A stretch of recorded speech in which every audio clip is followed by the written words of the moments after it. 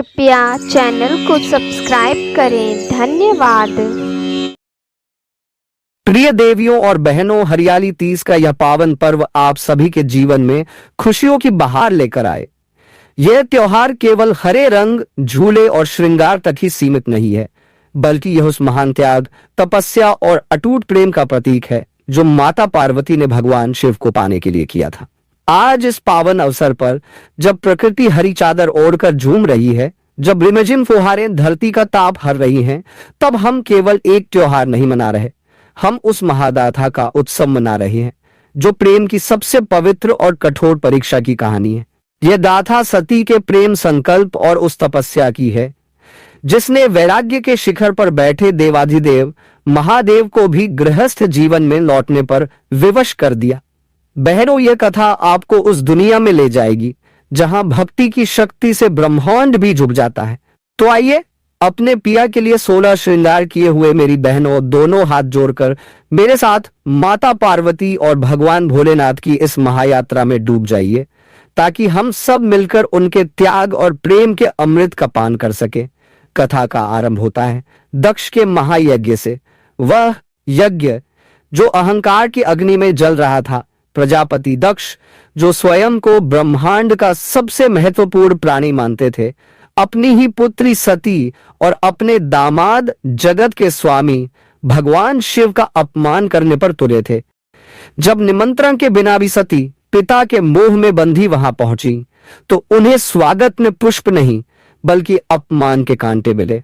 उनके पिता ने उनके प्राण प्रिय पति भोलेनाथ के लिए ऐसे शब्द कहे जो किसी भी पतिव्रता नारी के लिए मृत्यु से भी बढ़कर थे। सती का कोमल हृदय यह अपमान सहन न कर सका। उनकी आंखों से अश्रु नहीं बल्कि अग्नि बरस रही थी। उन्होंने उस भव्य यज्ञ मंडप में खड़े होकर कहा, हे पिताश्री, आपने केवल मेरे पति का नहीं बल्कि इस संपूर्ण ब्रह्मांड के पिता का अपमान किया है। यह शरीर जो आपकी पुत्री कहलाता है अब मेरे लिए बोझ बन गया है। मैं इस शरीर को उसी यज्ञ की अग्नि में समर्पित करती हूं जिसे आपने अपने अहंकार को पोषित करने के लिए रचा है। और यह कहकर योग अग्नि से उन्होंने अपने नश्वर देह का त्याग कर दिया। यह समाचार जब कैलाश पर पहुंचा तो समय रुक गया, हवाएं थम गई। शिव, जो समाधि में लीन थे, उनकी चेतना लौटी और उनके भीतर का वैरागी एक प्रलयंकारी क्रोध में बदल गया। उनका तीसरा नेत्र खुलने को था। उनके जटाओं से जन्मे वीरभद्र ने दक्ष के यज्ञ को श्मशान बना दिया। किंतु यज्ञ विध्वंस के बाद भी शिव का दुख शांत नहीं हुआ। कैलाश, जो कभी शिव सती के प्रेम से जीवंत था, अब एक बर्फीला मौन रेगिस्तान बन गया था। शिव के घर उदास थे, नंदी की आंखों में नमी थी और स्वयं महादेव अपनी प्रियतमा के जले हुए वस्त्रों के अवशेषों को लिए ब्रह्मांड में विक्षिप्त की भांति घूमने लगे। उनका दुख इतना गहरा था कि उन्होंने स्वयं को संसार की हर भावना से, हर मोह से, हर रिश्ते से तोड़ लिया। वे पुनः एक परम वैरागी बन गए और हिमालय की सबसे दुर्गम कंदरा में ऐसी समाधि में लीन हुए जहां से उन्हें कोई वापस नहीं ला सकता था। बहनों, उस काल की कल्पना कीजिए। ऐसा समय जब जगत के पालनहार विष्णु अपनी योग निद्रा में थे, जब सृष्टिकर्ता ब्रह्मा अपने सृजन में व्यस्त थे और जब संहार के देवता, कल्याण के स्वामी देवाधिदेव महादेव शोक में थे। उनका शोक कोई साधारण शोक नहीं था। यह उस योगी का दुख था जिसने पहली बार प्रेम किया था और उसे खो दिया था। सती के जाने के बाद कैलाश पर्वत नहीं रहा था। वह शिव के जमे हुए आंसुओं का एक विशाल मौन स्तूप बन गया था। नंदी की प्रतीक्षा में झुकी गर्दन कभी ऊपर नहीं उठती थी। शिव के गरों का उल्लास एक अंतहीन सन्नाटे में खो गया था। शिव समाधि में थे, पर यह वह समाधि नहीं थी जो ब्रह्मांड का संतुलन करती थी। यह शून्य की समाधि थी, एक ऐसी गहरी रिक्तता जहां से कोई प्रतिध्वनि नहीं लौटती थी। इस रिक्तता का प्रभाव तीनों लोकों पर पड़ रहा था। धर्म और अधर्म का संतुलन बिगड़ रहा था। प्रेम की भावना संसार से लुप्त हो रही थी। रिश्ते केवल औपचारिकता बन गए थे। प्रकृति में भी वह उल्लास नहीं था। सब कुछ था पर प्राण नहीं थे, क्योंकि ब्रह्मांड के प्राण उसके शिव तो स्वयं प्राणहीन होकर बैठे थे। सभी देवता असहाय थे। वे जानते थे कि शिव को इस महाशून्य से केवल एक ही शक्ति बाहर ला सकती है और वह थी स्वयं शक्ति। उधर सती ने देह त्यागते हुए संकल्प लिया था, हे प्रभु, हर जन्म में, हर रूप में मैं केवल आपकी ही थी, आपकी ही हूं और आपकी ही रहूंगी। ने उन्हें पुनः पृथ्वी पर अवतरित होने का मार्ग दिखाया। वे पर्वतराज हिमालय और महारानी मैना के घर में जन्मी। पर्वत की पुत्री होने के कारण उनका नाम हुआ पार्वती। उनके जन्म से हिमालय का राज्य प्रकाशमान हो गया, किंतु कोई नहीं जानता था कि यह नन्ही सी बालिका अपने भीतर शिव को पाने की एक ज्वालामुखी जैसी इच्छा लिए हुए जन्मी थी। और इस बार उन्हें केवल शिव को पाना ही नहीं था, बल्कि उस वैराग्य की चट्टान को तोड़ना था जिसे शिव ने अपने चारों ओर बना दिया था। और इसी दिव्य विधान के अंतर्गत ब्रह्मांड की सामूहिक प्रार्थना ने आकार लिया। वह प्रार्थना एक कन्या बनी और उसने अपने लिए वह घर चुना जो पृथ्वी पर स्वर्ग कहलाता था, पर्वतराज हिमालय का घर। जब वे जागी तो उनका कक्ष एक दिव्य सुगंध से महक रहा था। कुछ समय पश्चात उन्होंने एक कन्या को जन्म दिया जिसके मुख पर चंद्रमा का तेज और आंखों में ब्रह्मांड की गहराई थी। पर्वत की पुत्री होने के कारण उनका नाम रखा गया पार्वती। पार्वती का बचपन किसी देवलोक की कहानी जैसा था। जब वे हंसती तो सूखी टहनियों पर कलियां खिल उठती। जब वे चलती तो उनके पीछे पीछे हिरणों और मोरों के झुंड चलने लगते। महारानी मैना उन्हें संसार के सबसे कीमती वस्त्रों और आभूषणों से सजाती, पर पार्वती का मन तो कहीं और ही रमा था। वे अपनी सखियों के साथ खेलते खेलते अचानक रुक जाती, अपनी आंखें बंद कर लेती और मुस्कुराने लगती। एक बार मैना ने पूछा, पुत्री, तुम आंखें बंद करके किसे देखकर मुस्कुरा रही हो? नन्ही पार्वती ने तुतलाती हुई आवाज में कहा, मां, वो देखो कैलाश पर मेरे स्वामी जटाओं में चांद सजाए बैठे हैं। वे उदास हैं, मैं उन्हें हंसाने की कोशिश कर रही हूं। मैना इसे बाल लीला समझकर हंस देती, पर उनके हृदय में एक अनजाना सा भय बैठ जाता। वे अपनी पुत्री के भविष्य के लिए चिंतित रहती। जैसे जैसे जैसे पार्वती बड़ी होती गई, उनका यह स्वभाव और भी गहरा होता गया। वे घंटों घंटों महल के मंदिर में बैठकर मिट्टी से एक आकृति बनाती और फिर उसी से बातें करती। प्रभु, आप भोजन क्यों नहीं करते? देखिए, मैं आपके लिए माखन लाई हूं। स्वामी, आप इतने चुप क्यों हैं? क्या आप मुझसे बात नहीं करेंगे? उनकी बातें सुनकर महल की दासियां भी हैरान रह जाती। यह कोई साधारण भक्ति नहीं थी, यह एक गहरा जन्मों जन्मांतर का संबंध था जिसे केवल पार्वती महसूस कर सकती थी। उन्होंने अपने मन, वचन, कर्म और आत्मा से शिव को अपना पति मान लिया था। उस शिव को जिनसे वे कभी मिली भी नहीं थी, जिन्हें संसार एक वैरागी और अघोरी के रूप में जानता था। पार्वती अब विवाह योग्य हो चुकी थी। उनका सौंदर्य ऐसा था कि देवता भी मोहित हो जाते। उनके लिए देश विदेश के सबसे प्रतापी राजाओं और राजकुमारों के प्रस्ताव आने लगे। हिमालय और मैना चाहते थे कि उनकी पुत्री किसी चक्रवर्ती सम्राट की महारानी बने और राजसुख भोगे। एक दिन उन्होंने एक भव्य स्वयंवर का आयोजन करने का निश्चय किया। जब यह बात पार्वती को पता चली तो वे अपनी मां के पास गई। उनकी आंखों में न तो कोई लज्जा थी, न कोई भय, केवल एक अडिग निश्चय था। मां, उन्होंने शांत किंतु दृढ़ स्वर में कहा, आप यह स्वयंवर का आयोजन रोक दीजिए। मैना ने आश्चर्य से कहा, क्यों पुत्री, क्या तुम्हें इनमें से कोई भी राजकुमार पसंद नहीं? पार्वती ने उत्तर दिया, मां, पसंद या नापसंद का प्रश्न तब उठता है जब विकल्प हो। मेरे लिए कोई विकल्प नहीं है। मैंने अपना वर चुन लिया है। कौन है वह भाग्यशाली? मैना ने उत्सुकता से पूछा। मेरे स्वामी हैं देवाधिदेव महादेव। पार्वती ने जैसे एक घोषणा की हो। यह सुनते ही मैना पर जैसे बिजली गिर पड़ी। पागल हो गई हो तुम? शिव, अरे वे श्मशानवासी हैं, भस्म रमाते हैं, नागों की माला पहनते हैं। वे एक योगी है, गृहस्थ नहीं। उन्होंने संसार का त्याग कर दिया है। वे तुमसे विवाह क्यों करेंगे? यह असंभव है। मैं तुम्हें ऐसा अनर्थ नहीं करने दूंगी। मैना रोने लगी। पार्वती अपनी मां के चरणों में बैठ गई। उन्होंने अपनी मां के आंसू पोंछते हुए कहा, मां, आप जिसे अनर्थ समझ रही हैं, वही मेरे जीवन का एकमात्र अर्थ है, और जिसे आप असंभव कह रही हैं, उसे संभव बनाना ही मेरे प्रेम की परीक्षा है। यदि वे वैरागी हैं तो मैं तपस्विनी बनूंगी। यदि वे कैलाश की ऊंचाइयों पर हैं तो मैं तपस्या की गहराइयों में उतरूंगी। मैं उन्हें पाकर रहूंगी। यही मेरा संकल्प है और यही मेरे जीवन का उद्देश्य है। उस दिन महल में किसी ने भोजन नहीं किया। पार्वती का निश्चय एक चट्टान की तरह अटल था। उन्होंने अपने राजसी वस्त्रों को अग्नि में डाल दिया, अपने कीमती आभूषणों को उतारकर दासियों में बांट दिया और अपने घने काले केशों को एक तपस्विनी की भांति जटाओं में बांध लिया। जब वे वल्कल वस्त्र पहनकर अपने माता पिता से विदा लेने आई तो उनका रूप देखकर पत्थर भी पिघल जाए। हिमालय ने रुंधे हुए कंठ से कहा, पुत्री, यह क्या हठ है? वन का जीवन बहुत कठिन है। पार्वती ने अपने पिता के चरण स्पर्श किए और कहा, पिताजी, मेरे शिव को पाने के मार्ग से अधिक कठिन और कुछ नहीं हो सकता। मुझे आशीर्वाद दीजिए। विवश होकर भारी मन से हिमालय और मैना ने अपनी इकलौती और लाडली पुत्री को उस कठिन मार्ग पर विदा किया, जिस पर चलकर या तो वह शिव को पा लेती या स्वयं भस्म हो जाती। पार्वती ने वन में प्रवेश किया।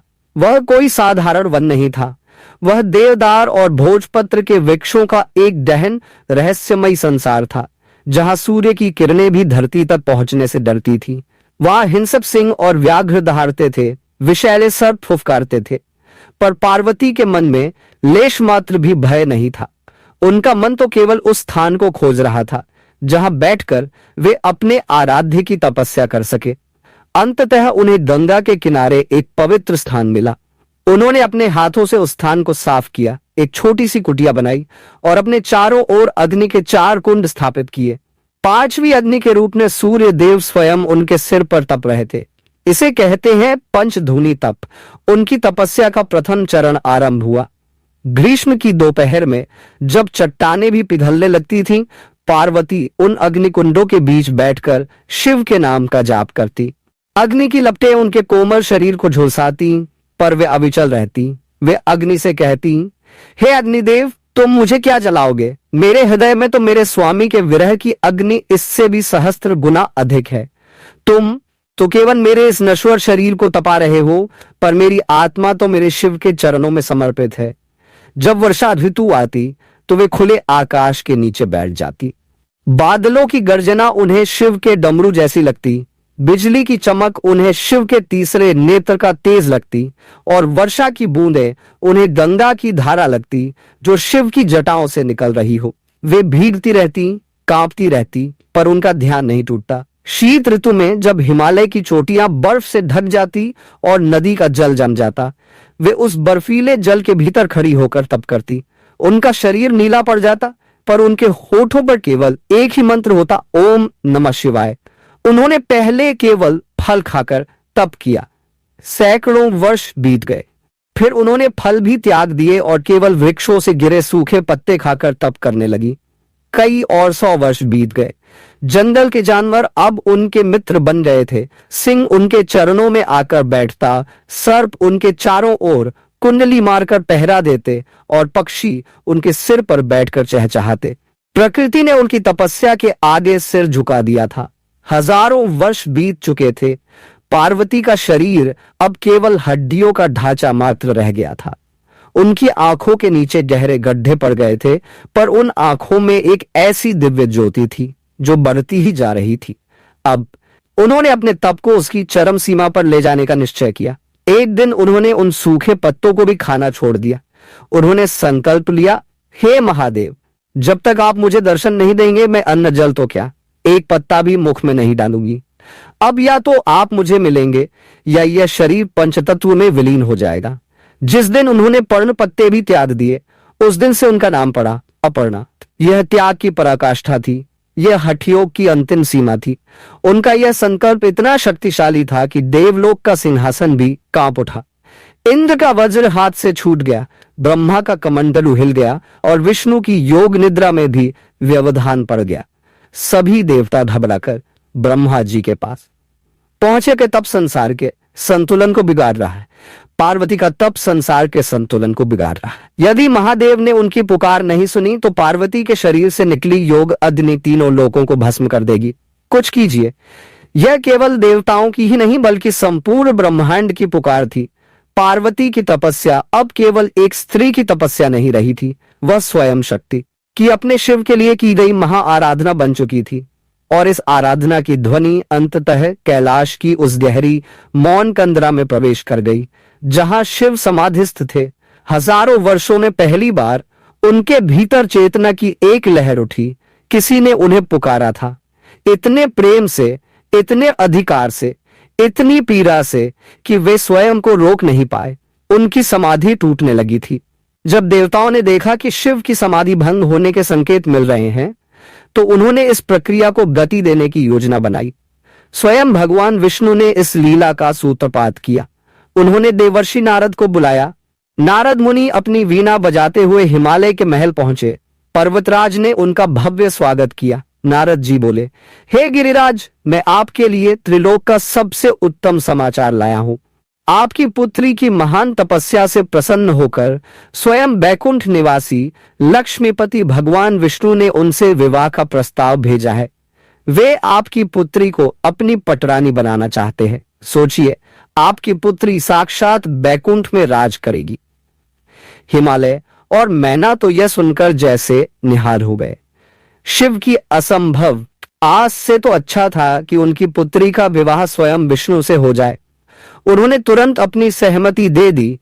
प्रसन्नचित्त हिमालय अपनी पुत्री को यह शुभ समाचार सुनाने वन की ओर भागे। उन्होंने पार्वती से कहा, पुत्री उठो, तुम्हारी तपस्या पूर्ण हुई, भगवान विष्णु तुमसे विवाह करेंगे। यह शब्द सुनकर पार्वती के तन मन में जैसे किसी ने शूल चुभो दिया हो।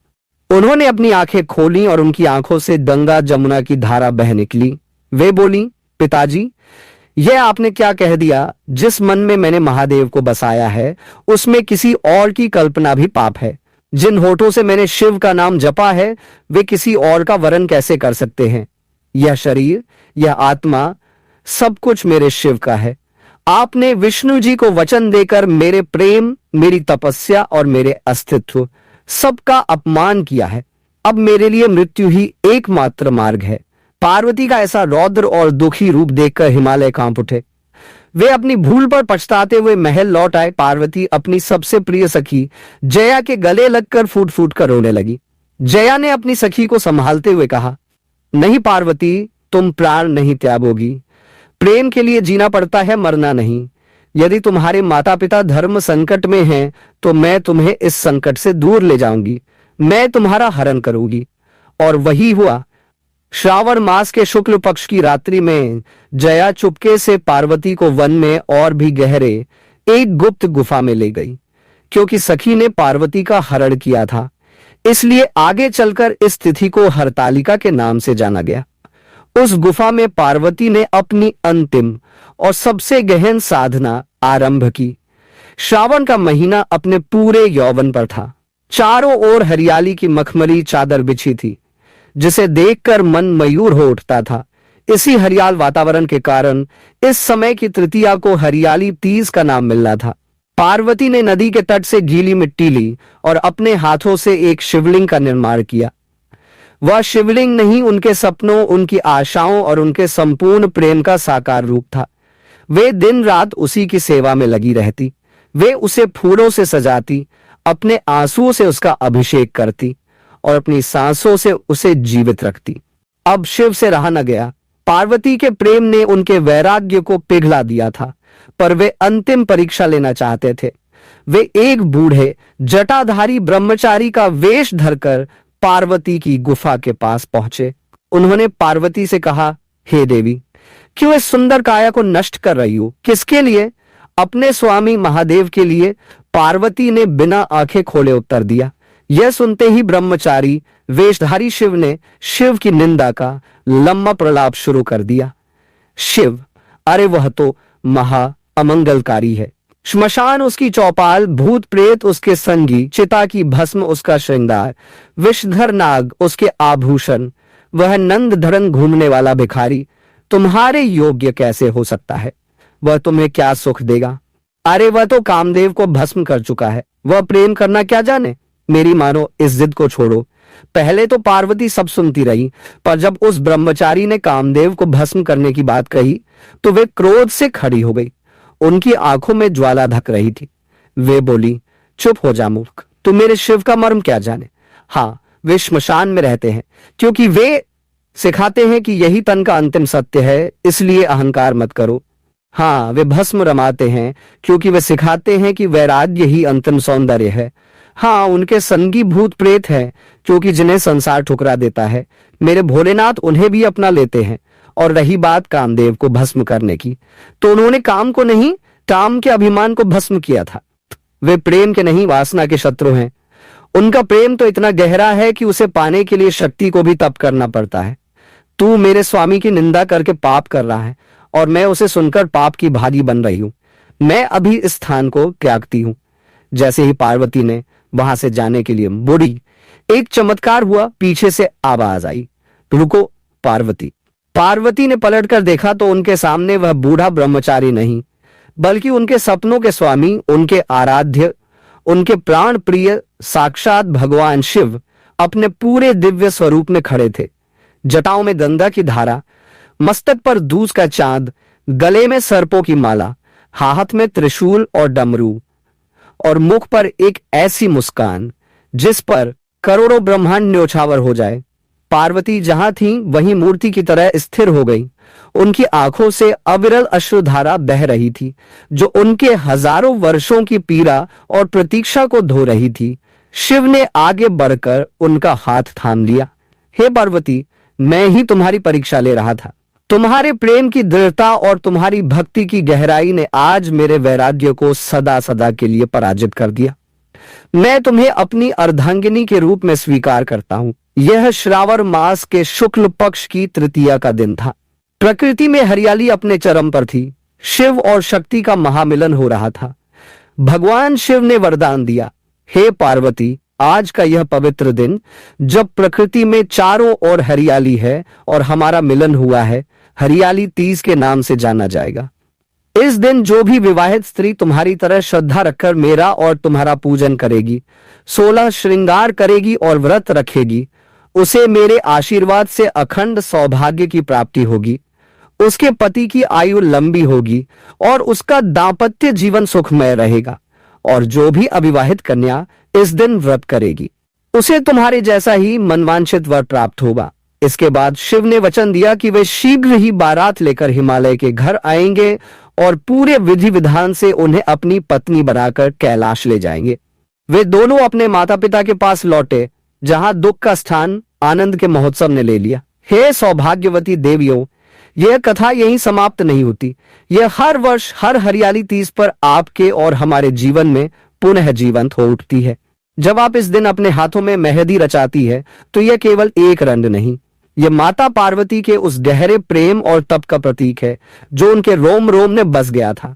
जब आप हरे वस्त्र और हरी चूड़ियां पहनती हैं, तो आप उस प्रकृति का सम्मान करती है जो शिव शक्ति के मिलन की साक्षी बनी और खुशी से झूम उठी थी।